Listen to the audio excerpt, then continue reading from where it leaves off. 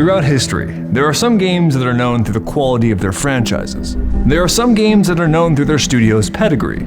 But every once in a while, there's a game that makes itself known despite having none of these things. And in this case, this game not only saved an entire studio from going bankrupt, but became one of the most influential, highest-selling stealth action video games of all time.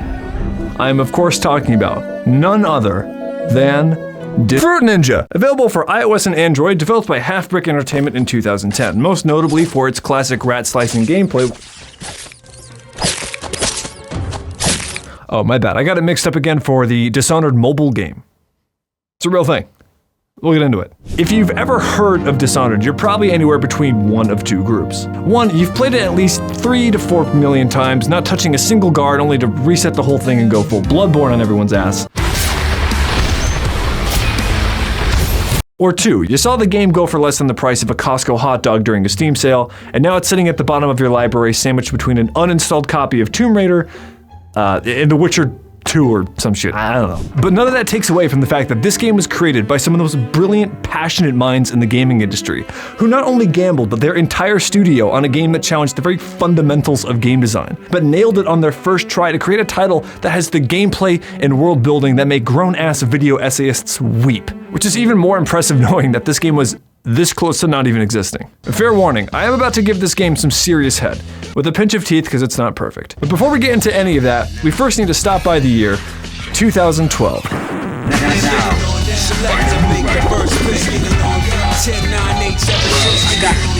The year is 2012, which is an absolute godlike era for gaming sequels, and a bit of a miss for African warlords. But even as someone as isolated as Coney himself, whose only claim to fame at this point is just being the one glowing dot in Africa on the Black Ops 2 world map, would appreciate the magnitude of releases like Black Ops 2, Borderlands 2, Counter-Strike, Global Offensive, Far Cry 3, Mass Effect 3, Diablo 3, and if you cheat a little bit and count just 1 month prior, fucking Elder Scrolls 5. It was truly a glorious time period where you had the time and freedom to play whatever you want, and for better or worse, say whatever you want. Woo! Take that, you This is the last year of the 7th generation consoles, and studios are busy prepping their grand finales for these systems. It's also the very same year that Arcane Studios, for whatever dumbass reason, thought it was a good move to release a brand new IP that no one's ever heard of, from a studio that hasn't released a video game since Y2K, at the very end of the year when gamers already have a negative balance in their checkings account from all the other games they bought. All that to say, it's not the best idea to release a new IP. Sold 8 million copies. On the PC alone. In a time when consoles already dominated the majority of the market. So given all of its circumstances, you're probably wondering how this is even possible. The answer? Through unbridled rage and hatred toward an industry. Attention all citizens. And a lot of caffeine. Which conveniently brings us to this video's 3-month late sponsorship, Gamer Subs, the only officially endorsed gaming caffeinated beverage of ISIS. Cause it's the bomb! Okay, wait a minute, hold on. Before you skip ahead, trust me, I get it. I'm not actually here to sell you anything. Quite the opposite. See, a while back, Gamer Subs reached out to me in Discord and said like, hey, we'd love to do a sponsorship with you and blah, blah, blah. And they were like, oh yeah, don't even worry about selling the product. We just want you to give out free samples. Like, no shipping, credit card, none of that shit. I could lecture you about all the great nootropics they put into it, or the caffeine blend, or the ones without caffeine, or all the great flavors. But look, I get it. You don't want to hear how good something tastes for some random ass balding on the internet. But f it, I'm gonna tell you anyway, because as someone whose diet mainly consists of Gatorade, Skittles, and Captain Crunch, I can confidently say that after blowing through $300 of the stuff that they sent me, it tastes delicious.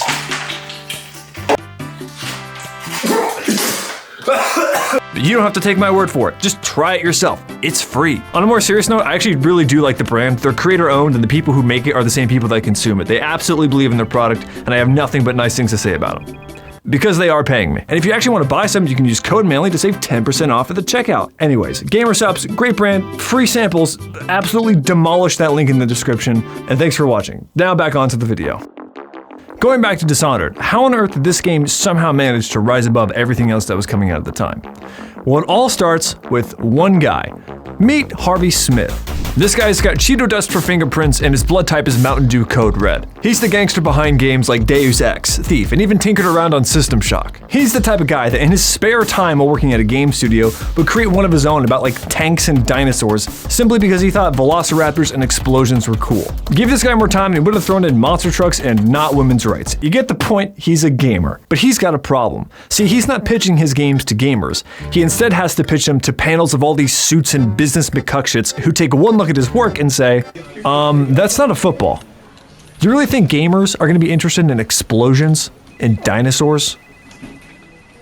I'm retarded. These companies are clueless about what gamers really want. Instead, they're focused on pumping out rushed sports garbage that Smith is forced to work on, and it's driving him nuts. To the point where he's routinely sending out emails detailing hundreds of issues and improvements to the slop that he's working on, like he's some RGB Martin Luther, begging his bosses to push back on their impossible deadlines, just because he wants to make a better product. Throughout most of his career, he's bouncing from studio to studio to find that they're all equally apathetic. For every studio he leaves behind, he's instead picking up some serious resentment. And it turns out, he's not alone. Meet Colantonio, a good friend of Smith's and ex-coworker from that shitty studio they were working on like a decade ago, who sent Split to create one of his own called Arcane, which, little known fact, is the very same studio that did some of the animation, art, level design, and back-end for games like Call of Duty, Bioshock 2, and even Half-Life. And guess what? They're going through the same exact shit with publishers. Arcane's working out some bonkers shit with Steven Spielberg and Half-Life and many others, only to have all of it fall through. Why is that? Because lawyers at these publishing companies at the time are writing bass-ackwards deals for both parties that always fall through. It's getting so bad that after a decade of developing code destined for the recycling bin, Arcane's about to go completely under, despite having some amazing talent in the industry. Colantonio is rightfully losing his shit, and so is Smith, and I guess misery loves company because while Smith is looking for work, they decide to meet up. While they're in the car venting to each other back and forth, Colantonio just happens to bring up that, hey, you make good stuff, I make good stuff, wouldn't it be crazy if we worked together? Smith kind of lightly brushes it off and says like, yeah, that'd be cool, but he's looking for a real job right now. So Colantonio, currently captain of a sinking studio, says, F it, and looks at Smith and says, I will literally make you co-owner right now of Arcane Studios if you and I agree to work together to create a game so magnificent, publishers can't ignore it. And with Smith having nothing really to lose, says, you son of a bitch, I'm in. Attention 1. This district is now considered a highly infected area. Like schoolgirls kicking their legs in the bed, they start throwing out ideas like first-person shooters, ninja assassins, magical powers, British settings without the British accents, only to say, fuck it, let's do it all together. And they start preparing this thing called the Ninja Pitch. Only thing is, they need money. Like yesterday. I need more honor. So Arcane sets off looking for busy work for other developers to buy them some time to develop this thing, when all of a sudden they catch the eye of Bethesda, who's shopping around to buy up all these little studios. Smith and Tony are over here groaning, thinking it's going to be another lawyer fest, and for good reason. Bethesda is a huge titan of industry. But when they click on the email, it's not filled with the traditional contracts and business speak, and instead, they're invited out to lunch with none other than Todd Howard. The Todd Howard. Chess Club Todd Howard. I'm gonna make video games and everyone's gonna play them. Like, you dork. Go back to the chess club. Who's laughing now? Yes, I was in the chess club. The three of them hit it off. Todd's blown away by all the projects they've been working on, and turns out he's just as nerdy about all this shit as they are. They sell to Bethesda, all while still developing their Ninja Pitch on the back burner, and a year later, Todd comes back to these guys practically drunk off the amount of money he knows he's gonna rake in with Skyrim, and floats them an idea. Hey Smith, all of our studios are busy right now. We had this idea about a Japanese samurai ninja game called Dishonored. I don't know, it could be something. What do you think? I like the name, but what if we did something a little bit different where we had like magical abilities and like you're a ninja and like in like British times there's a plague going around, it's like the 1800s and you can like Harvey, swoop around with like a sword. Harvey, you're scaring the hose. But I like the idea. Here's 25 million. For the first time in Arcane's history, everyone's working on the same project. They got the boy Antonov, who designed the city in Half-Life 2, not just doing the level design, but also the whole visuals as well. They've even divided the workload between the consoles and PC people, so that only the people who play on their preferred platform develop that version of the game. Holy shit, that actually makes sense. They're crunching away like mad, making their studio's magnum opus, when all of a sudden, Smith makes a rather odd discovery and finds out that you can actually beat the game without killing any of the guards, aside from the assassination targets. He gets the idea, what if you could beat the entire game without killing anybody to get a completely different ending? The team is a bit befuddled by this because they're already halfway through development and this is going to change everything in the game. So Smith just straight up says, give me one afternoon and I'll call you guys back. Get out, I need to go to my mind palace. The what? He calls him back, and he brings out a whole list of ideas for, instead of assassinating targets, you could instead lock them in prison or strip them of their power. I don't know, kink shame them or something. And immediately they all start brainstorming. They come up with all these creative ideas, like having the game's in-game religion having this heretic brand where instead of you just killing the guy 1,000 different ways, you instead slap on some griddle marks that permanently marks him as an outcast. Or maybe you take this rich fucker and instead put him in one of his own mines to work alongside his indentured servitudes with his tongue cut out. The list goes on, and now the game's taken a completely new shape where the players choose how they want to experience the game with a world that dynamically reacts to the playstyle of their choosing. They've got another problem though, and it's the very same one they had at both of the start of their careers. How on earth are they going to pitch their game? But this time, it's a little bit different, because for the first time in their careers, they get to pitch their game directly to gamers, and they know exactly what they want to see. So they take every last dollar in their budget and dedicate it to one of the coldest trailers I've ever seen in a game. Come time for E3, they ditch the trailer and just want to show gameplay of it set to some cryptic-ass lullaby, and it ends up just winning a shit ton of awards. Just because it looks cool. But that's all par for the course and they know it. They've got a unique lore-rich world and Todd and the gang all want to show it off. Todd knows a studio by the name of Psyop, and they commission a 3-part web series that goes just as hard as the name of the studio. But instead of focusing on the game, they instead draw people into the natural intrigue of their world, like how the overnight discovery of whale oil sparked a new age of crude industry, weaponry, and villainy, or the dangers of making deals with the game's supernatural, or how Corvo's iconic mask came to be. They also made that mobile game from earlier. I guess they had a little bit more money in the budget or something. I don't know. Cute idea, but thanks to all its marketing, the game absolutely shatters Bethesda's sales expectations. And they're completely stun-locked by the numbers. So much so that they never bothered to release any of them. I can't tell you how many hours I spent trying to find a single figure for how well this game sold. I could only find the PC sales. So what is so goddamn special about this game? Well, it all starts on the way they mixed up the stuff.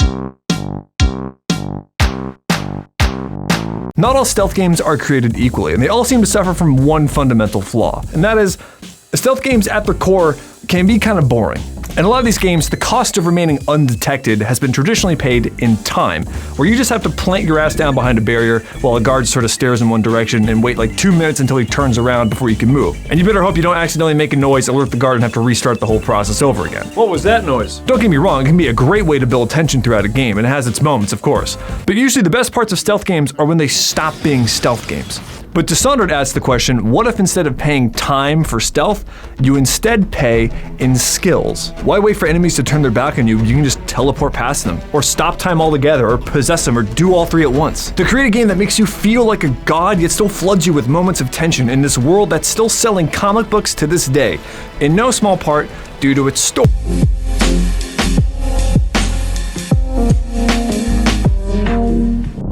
The game starts off by putting you in the boots of Corvo Attano, who's currently the royal protector to the Queen of Dunwall, who presides over this recently industrialized Victorian-era city.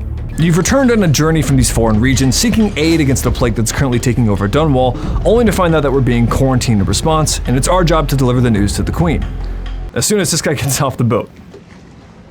Hasn't got his land legs or something. On our way to the Empress, we can mingle about with a few key heads of state. We get to meet with the Princess Emily, the city's religious leader, the royal scientist, and my personal favorite, which is the ever-trustworthy royal spy master. Corvo, 2 days early, full of surprise. But before the Queen can even give us a handjob for all of our efforts, all of a sudden, black magic assassins show up out of nowhere to take out the Queen. Despite your best efforts to drive them back, Emily, get behind me! You're ultimately bested in combat by the color green, as the leader of the tribe, Dowd, personally takes the life of the Empress, leaving her to die in your arms before vanishing, leaving you as the sole witness of what truly transpired, as well as the primary suspect and subsequently Dishonored. Yes, he's killed the Empress. You know, I thought they might be framing this guy, but seeing the spy master look over both his shoulders like a fucking Scooby-Doo villain was very reassuring. That's it. That's what you got from me. Hope you die. 6 months later, we're rotting in a prison cell, tortured by the monologuing hands that framed us, as they reveal that it's been their plan all along to use us as a stepping stone to claim the throne of Dunwall. It's the day before your public execution, when all of a sudden, a group of loyalists slip you a small care package in the form of Britain's finest culinary. Once you're out, you'll instinctively grab the sword right in front of you, but the game hints that you should think twice about using it, as you overhear the guards talking about how much they've missed the late Empress and their families. These aren't the ones who imprisoned you. They're the innocent bystanders loyal to the Don't care!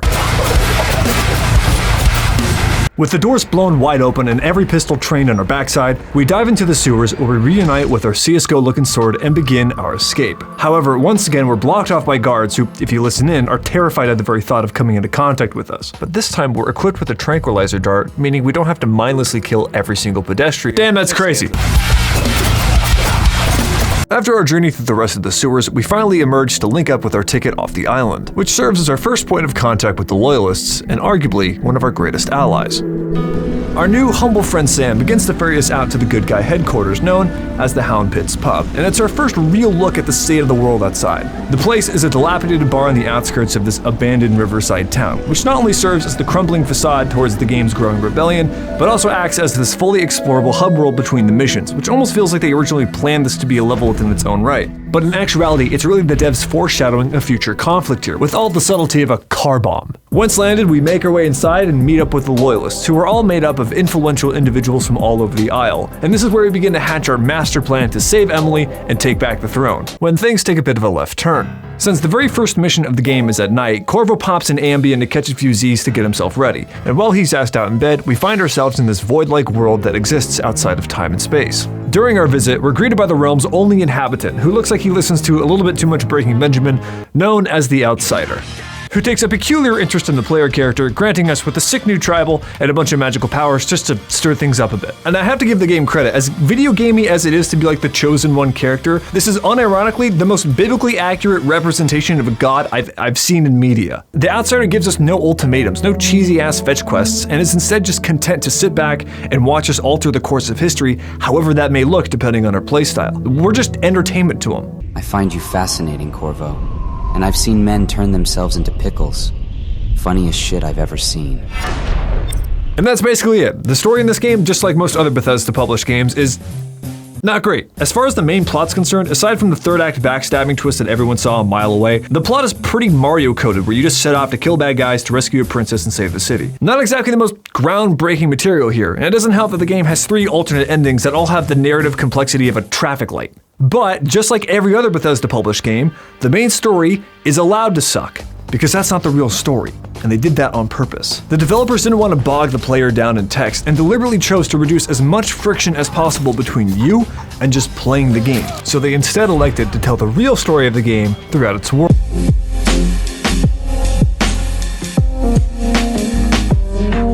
I love nothing more than when a video game takes advantage of its medium to immerse you into a story on the strict condition that it doesn't tell it to me.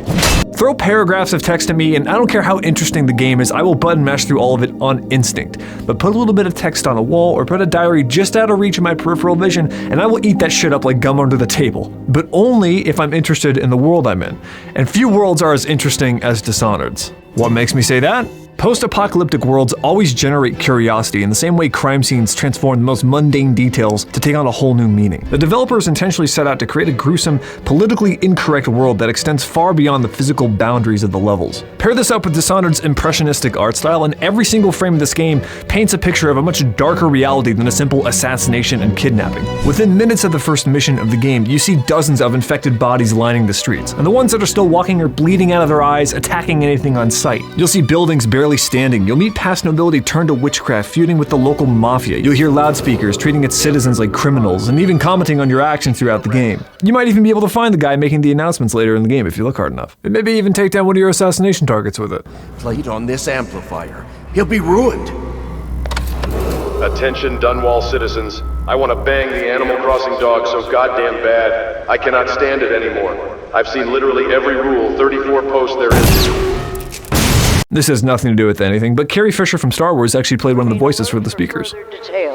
Kinda cool. Amongst the rubble, you'll find abandoned shelters, smugglers, shrines, other assassins like yourself bearing the same mark as you. Every room in this game is a potential puzzle piece to a much larger story that's still selling books to this very day. Keep looking and you'll see exotic otherworldly whales being shipped around, harvested for their oil, as all their machinery in the Empire runs off this increasingly rare and highly volatile whale cum. You'll have a religion that's trying to fight off a cult by creating one of their own. You'll hear mention of far-off lands, home to even stranger creatures, and the best part is, unlike exactly what I'm doing now, the game leaves all of this to player discovery as you worm your way through its inner workings to piece it all together. If that's what you want to do. If you don't, you can just speedrun the whole thing in like 2 hours. which is also fun as fuck. The game doesn't want to tell you about its world and how it works. It wants you to experience it and see it firsthand, to put the pieces together yourself, which more often than not usually leads you to more discoveries that can actually help you in the game. For example, in the very beginning of the game, you're given a door with some rats behind it, and you can very obviously mantle above it and just climb through. But while you're making your way over, you'll actually overhear 2 guards mentioning your escape below. Fun fact, if you've killed anyone, they'll actually bring that up too. But if you keep watching and look down below, they'll actually get interrupted and this happens. Pause. Did you catch it? The game just did something very smart. And while it's pretty obvious here, this happens hundreds of times over the course of the game. 1. By naturally letting you jump up and sneak past, it feels like you're the one choosing the path, which completely masks the fact that this is technically a scripted sequence. It feels like you are witnessing an event instead of arresting the controls from the player and being cheaply served one. 2. This little moment is also the game subtly hinting to you that, don't fuck with the rats. But your enemies are also just as vulnerable to the things that you are.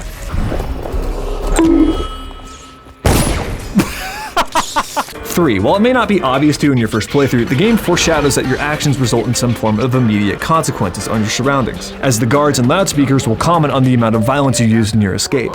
Responsible for the murder. This is just one of the little organic things that can be completely skipped if you just want to breeze by it all. But by letting the world tell the story in the absence of pushing forced walking sequences on your face, it instead pulls back, enticing the player to lean into the world they've created. The whole setting just feels like a car crash you can't look away from. I'll never forget the small moments, like when I found one of my old assassination targets that I spared wind up with the plague in a later level that you just could have easily missed. Or the time I was just mousing around it when I was looking at a conversation at a distance, I happened to almost miss a train car dumping 100 bodies right in front of me.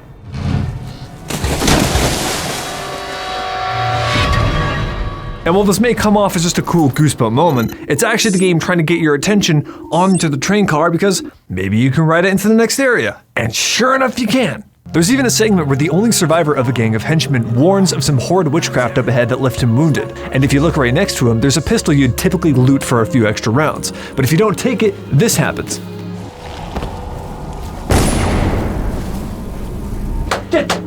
That is how you tell a story in a game! Had the game just game-ended himself in a little cutscene, it would have robbed you from that moment where I literally whipped my head around in a cutscene to see what just happened. But what's most impressive here, outside of just the world building, is how consistent it all is. A famous writer once said, "Good worlds don't need to be realistic, they just need to be consistent." Take the Tallboy guards, for example. Their whole design was inspired from London's stilt-wearing lamplighters, who are now in the game with mechanical legs to walk above the plague-ridden masses so they can incinerate them from above. Or take the game's religion, which is there to protect and dissuade common folk from dabbling in the dark arts, that employ clerics strapped with strange musical boxes that disrupt your connection to the void through their sound waves.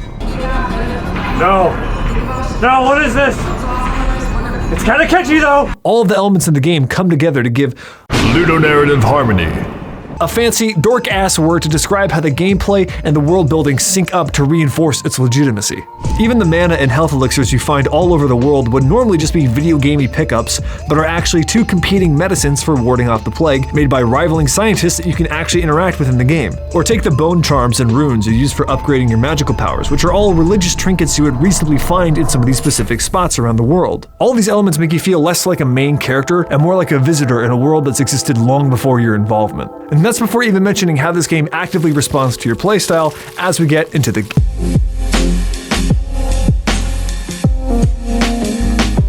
The actual mechanics of Dishonored can basically be described as a first-person, stealth, parkour, sword-fighting game with cheat engine enabled. Your only goal is to infiltrate the map, go from point A to point B, and take out your assassination target before exfilling. And to do this, the game gives you 2 fistfuls worth of gizmos and knickknacks to carry this out however you see fit. For starters, your right hand is used solely to wield the sick-as-fuck retractable sword blade, which is used not only to swing, but also parry, slice, stab, execute, and absolutely obliterate any chance of you seeing the good ending of this game, thanks in no part to the chaos system. See, unlike most games with multiple endings where you're not presented with the consequences of your actions until the end, Dishonored immediately lets the world react to your overall body count on a per-level basis. The more people you kill, including the actual assassination targets, the more the world adjusts negatively. With a high chaos, the guards will reinforce themselves with better weaponry and in greater numbers. Weepers will take over areas that would otherwise be vacant. The number of rat swarms will increase, a majority of the dialogue and in-game events will completely change and even affect the graphics on the final level. I think it's an awesome idea to incentivize going the extra mile to stay undetected. undetected and mouse around the brilliant level design. At least that's what I would say if this also wasn't the very same game that lets you freeze time immediately after a gunshot to possess a guard and have him walk right in front of the bullet, or chop someone's head off to put a spring razor trap on it and then slide kick it into a group of enemies, or juggle explosives in the air and time all of your shots to wipe out an entire crew of people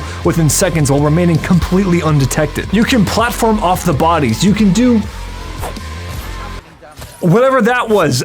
You can possess guards to just walk them off a bridge, or summon a bunch of New York City rats out of nowhere. The game gives you a whole ass thunder gun. And for all you Siege players out there, you can even use wall hacks. And to top it off, Bethesda even included another one of their abusable autosaves, so you can just fuck around with anything you want with no consequence. The combat in this game is insane. Probably one of the best first-person sword player games I've ever played.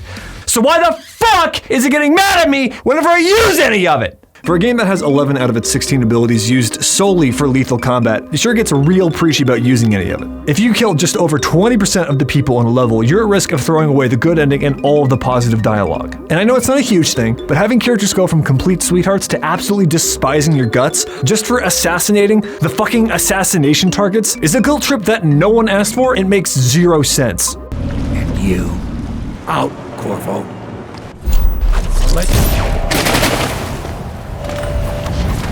Since the majority of the gameplay was established before Harvey Smith decided to spawn in the ethics, it ended up leaving most of the non-lethal options towards the wayside, because there wasn't a consequence for having a higher body count. So now the game is incentivizing you to choke out your enemies and wait for them to pass out instead of just and moving on. Sure, the game does give you the option to use the Cardi B sleep darts, but when you have an entire hand dedicated to holding a sword, I should be able to use it. Especially when the swordplay is actually this solid. A game should never shame you for playing it the way it's clearly designed to be played. But the weird thing is, they didn't need to do it. If you slow down your approach, there's interesting collectible sequences, lore, and upgrades that all give you a solid reason to play the game multiple times through to experience everything it has to offer. Because I swear to God, the only thing here better than the gameplay is the level design. The map and level design of this game can only be described as fucking poetry. Each chapter of the game drops you off into a different section of Dunwall, which takes the form of these mini open-world bite-sized areas that are independent from all the others. It is insane how deliberately handcrafted and densely packed each location is, while still giving you so many options to sneak around. Most linear stealth action games would just give you like a front door and a ladder hidden behind a bush to make you feel smart as like an alternative sneaky option. Or they go so open world that it ends up just being kind of janky and unstructured, losing that polish that comes from a more refined, handcrafted experience. Take The Last of Us for example. It's a brilliant stealth action game that has a beautifully detailed environment, but a lot of the stuff you're looking at is just visual noise. It doesn't have any gameplay purpose at all. And in some specific cases, it can actually detract from the game, because unless I'm in a fucking wheelchair, I should be able to climb a goddamn chain link fence. And it doesn't help the fact that when you can interact with the game's world, it comes in the form of conveniently chest-high cover and, oh hey look, a ladder behind a bush. Still a great game. Do not get me wrong on that. But in Dishonored, every single structure in the game is a potential tool for the player, and when you combine that with its limited size, it creates an incredibly memorable experience all the way from the rooftops to the sewers. I think the best example of this absolutely based level design is put on display here on Lady Boyle's party. The mission here is simple. We have to take out Lady Boyle, who's one of 3 twin sisters that are bankrolling the big bad government. Turns out she's throwing a giant masquerade party at her ball, and we've got just the mask to blend right in. You can even sign the guest book. Aww. The only thing is, you don't know which one of the 3 is the real Lady Boyle, and the game randomizes it on each run. The place is crawling with overseers who, if provoked, can start playing some ice spice to shut down your magic instantly, so it's gonna cost you heavy if you just want to aggro the place. So now it's up to you on how you want to play Clue to figure out which one of the Boyle sisters is the target. Do you court them individually to find out their secrets? Do you stealth around the forbidden upstairs to find clues and steal all their shit? Do you sneak around and find a way to kill all 3 of them while remaining undetected? Do you find some creep that's been stalking the real one and wants to take her away unconsciously on a boat in the cellar to take her as his personal you-know-what slave for the rest of time? Kind of a fucked up non-lethal option, but it's an option. Point being, every step of these levels gives you the freedom to make your own choices, and whichever ones you pick, they always feel like the right ones. Whether that's blowing up a brothel or exploiting this dude's kink to death or shooting whores, you're gonna have fun.